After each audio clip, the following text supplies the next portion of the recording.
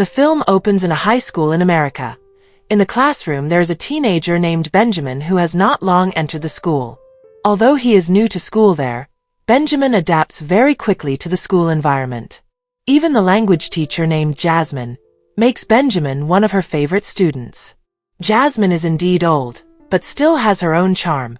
She is beautiful and also easy to get along with anyone. During class, Benjamin was asked to bring poetry. Benjamin quoted a poem from an American poet from the 20th century. Who would have thought? Jasmine apparently knew the poem and of course praised Benjamin. She said Benjamin was a smart student. Until finally the school bell rang, but Jasmine asked Benjamin to stay in class. Jasmine said that poetry alone was not enough to get her good grades in class. Jasmine will give the best grades if Benjamin wants to do something for her. Benjamin agreed for the sake of Jasmine's good grades. Benjamin was then invited to her house, and apparently Jasmine's request was to make out repeatedly. This is a joke. Benjamin is an only child. His mother is named Simon, and his father has the same name as Benjamin.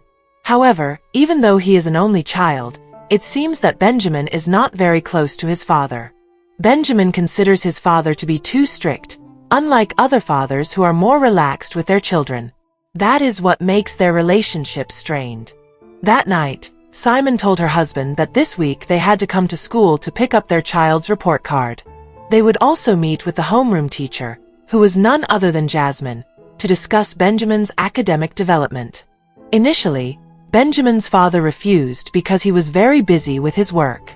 However, Simon said that he didn't care and Benjamin was more important than anything. A few days later, Benjamin and his mother were present in class, but his father still hadn't come. Simon apologized to Jasmine because her husband was late. After a while, Benjamin's father finally came. However, when he saw Benjamin's homeroom teacher, his expression immediately changed. Apparently, they had known each other since they were in college.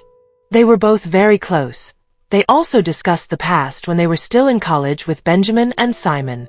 Benjamin was actually suspicious of the two of them. It was proven by their gaze and also the way they talked that seemed so close. Because he was annoyed, Benjamin decided to leave there. His mother tried to stop him, but Benjamin, who was annoyed, didn't seem to care about what Simon said. Apparently Benjamin's suspicions were slightly proven when Simon and Benjamin left. Jasmine gave a paper, which showed a location. Simon and Benjamin continued to argue. Benjamin suspected that his father was playing with Jasmine and asked his mother to leave him. Simon, who was annoyed by Benjamin's words, immediately slapped Benjamin. In the afternoon, Benjamin came to Jasmine's house. He asked Jasmine about what happened to her father. Jasmine told the truth. Apparently they were close and they used to be lovers. Benjamin Sr. had promised to marry Jasmine, but all that was just a lie. She married Simon instead. Even though at that time Jasmine was pregnant, and Benjamin Sr. left without any news. After saying everything, Jasmine again invited Benjamin to make out. A few days later, Benjamin's father came to a place that he used to visit with Jasmine. Jasmine and Benjamin were also there. Apparently Jasmine's goal in approaching Benjamin was to avenge Benjamin's father's actions. Jasmine said she would marry Benjamin. Of course, Benjamin's father opposed it. An argument ensued there, until finally Benjamin's father's emotions peaked and he wanted to kill Jasmine. But his actions stopped when a fact was revealed. Jasmine was pregnant with Benjamin's child. Benjamin also said he would be responsible for what he did. Benjamin's father was really shocked, and the situation became more complicated. Until finally the film ended.